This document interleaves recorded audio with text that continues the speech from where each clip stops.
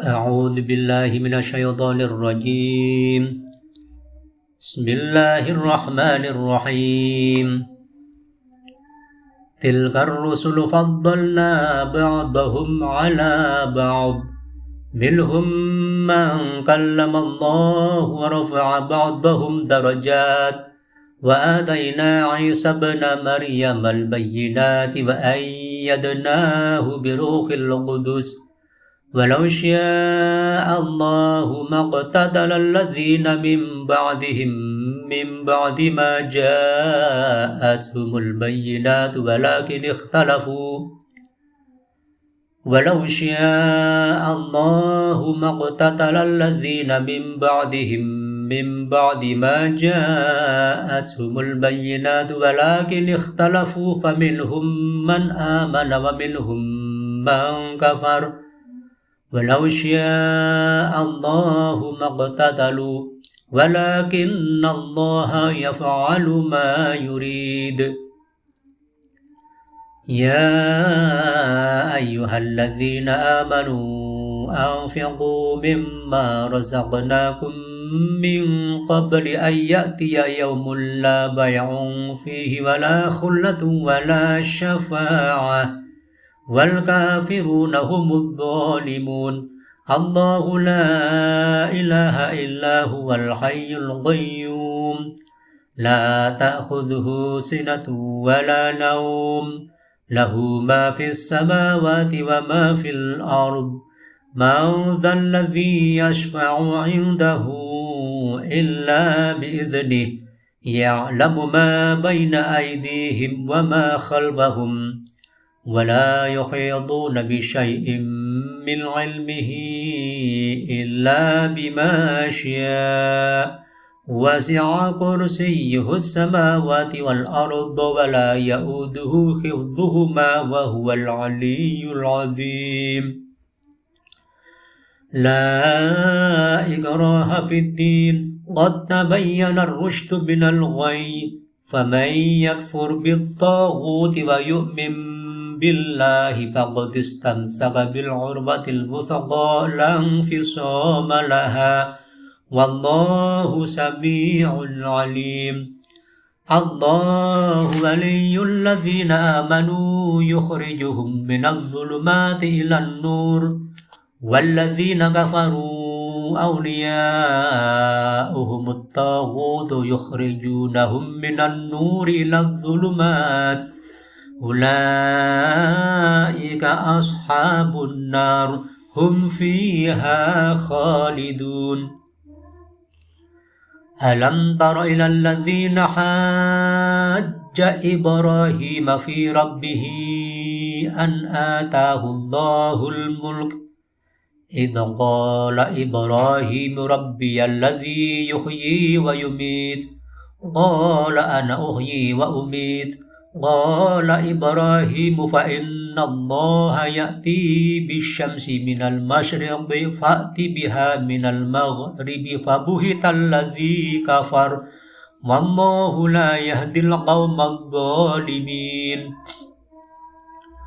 أو كالذي مر على قرية وهي خاوية على عروشها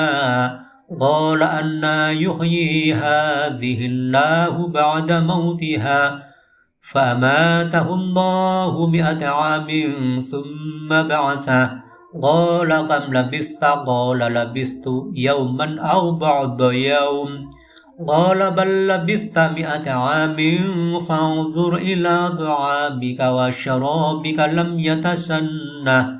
وانظر إلى حمارك ولنجعلك آية للناس وانظر إلى العظام كيف ننشزها ثم نكسوها لحما فلما تبين له قال أعلم أن الله على كل شيء قدير. وإذ قال إبراهيم رب أرني كيف تحيي الموتى قال أولم تؤمن قال بلى ولكن ليطمئن قلبي قال فخذ 4 من الطير فاصرهن إليك ثم اجعل على كل جبل منهن جزءا قال فخذ أربعة من الطير فاصرهن إليك ثم اجعل على كل جبل منهن جزءا ثم ادعهن يأتينك سعيا واعلم أن الله عزيز حكيم مثل الذين ينفقون أموالهم في سبيل الله كمثل حبة أنبتت 7 سنابل في كل سنبلة 100 حبة والله يضاعف لمن يشاء والله واسع عليم الذين ينفقون أموالهم في سبيل الله ثم لا يتبعون ما أنفقوا منا ولا أذى لهم أجرهم عند ربهم ولا خوف عليهم ولا هم يحزنون قول معروف ومغفرة خير من صدقة يتبعها أذى والله غني حليم يا أيها الذين آمنوا لا تبطلوا صدقاتكم بالمن والأذى كالذي ينفق ماله رئاء الناس ولا يؤمن بالله واليوم الآخر فمثله كمثل صفوان عليه تراب فأصابه وابل فتركه صلدا لا يقدرون على شيء مما كسبوا والله لا يهدي القوم الكافرين ومثل الذين ينفقون أموالهم ابتغاء مرضات الله وتثبيتا من أنفسهم كمثل جنة بربوة أصابها وابل ومثل الذين ينفقون أموالهم ابتغاء مرضات الله وتثبيتا من أنفسهم كمثل جنة بربوة أصابها وابل فآتت أكلها ضعفين فإن لم يصيبها وابل فضل والله بما تعملون بصير أيود أحدكم أن تكون له جنة من نخيل وأعناب تجري من تحتها الأنهار لهم فيها من كل الثمرات وأصابه الكبر وله ذرية ضعفاء فأصابها إعصار فيه نار فاحترقت كذلك يبين الله لكم الآيات لعلكم تتفكرون يا أيها الذين آمنوا أنفقوا من طيبات ما كسبتم ومما أخرجنا لكم من الأرض ولا تيمموا الخبيث منه تنفقون ولستم بآخذيه إلا أن تغمضوا فيه واعلموا أن الله غني حميد الشيطان يعدكم الفقر ويأمركم بالفحشاء والله يعدكم مغفرة منه وفضلا والله واسع عليم يؤتي الحكمة من يشاء ومن يؤت الحكمة فقد أوتي خيرا كثيرا وما يذكر إلا أولو الألباب وما أنفقتم من نفقة أو نذرتم من نذر فإن الله يعلمه وما للظالمين من أنصار إن تبدوا الصدقات فنعما هي وإن تخفوها وتؤتوها الفقراء فهو خير لكم ويكفر عنكم من سيئاتكم والله بما تعملون خبير ليس عليك هداهم ولكن الله يهدي من يشاء وما تنفقوا من خير فلأنفسكم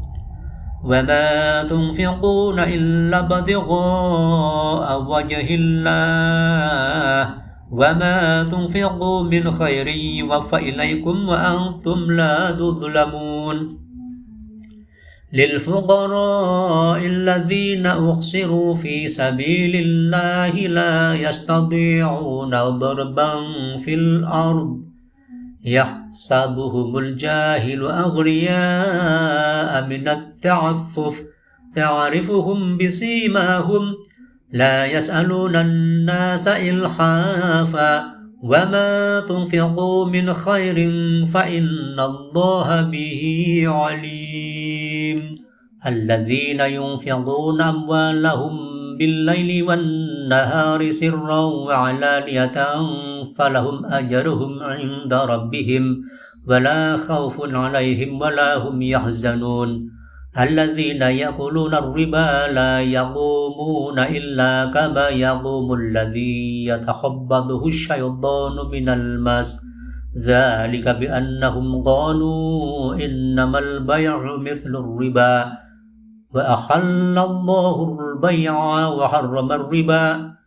وأحل الله البيع وحرم الربا فمن جاءه موعظة من ربه فانتهى فله ما سلف وأمره إلى الله ومن عاد فأولئك أصحاب النار هم فيها خالدون يمحق الله الربا ويربي الصدقات والله لا يحب كل كفار أثيم إن الذين آمنوا وعملوا الصالحات وأقاموا الصلاة وآتوا الزكاة لهم أجرهم عند ربهم ولا خوف عليهم ولا هم يحزنون إن الذين آمنوا وعملوا الصالحات وأقاموا الصلاة وآتوا الزكاة لهم أجرهم عند ربهم ولا خوف عليهم ولا هم يحزنون يا أيها الذين آمنوا اتقوا الله وذروا ما بقي من الربا إن كنتم مؤمنين فإن لم تفعلوا فأذنوا بحرب من الله ورسوله وإن تبتم فلكم رؤوس أموالكم لا تظلمون ولا تظلمون وإن كان ذو عسرة فنظرة إلى ميسرة وأن تصدقوا خير لكم إن كنتم تعلمون واتقوا يوما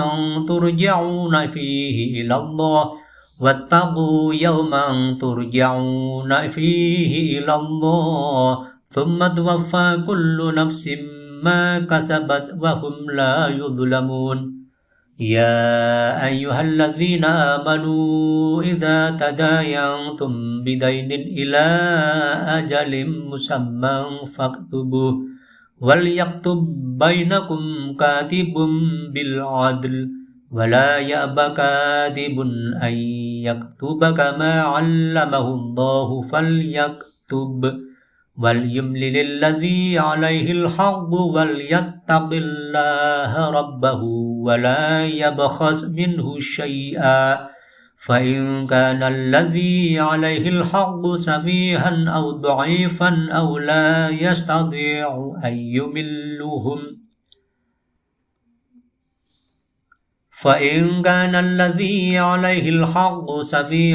ضعيفا أو لا يستطيع أن يمله فليملل وليه بالعدل واستشهدوا شهيدين من رجالكم فإن لم يكونا رجلين فرجل وامرأتان ممن ترضون من الشهداء أن تضل إحداهما فتذكر إحداهما الأخرى ولا يأبى الشهداء إذا ما دعوا ولا تسأموا أن تكتبوه صغيرا أو كبيرا إلى أجله ذلكم أقسط عند الله وأقوم للشهادة وأدنى ألا ترتابوا إلا أن تكون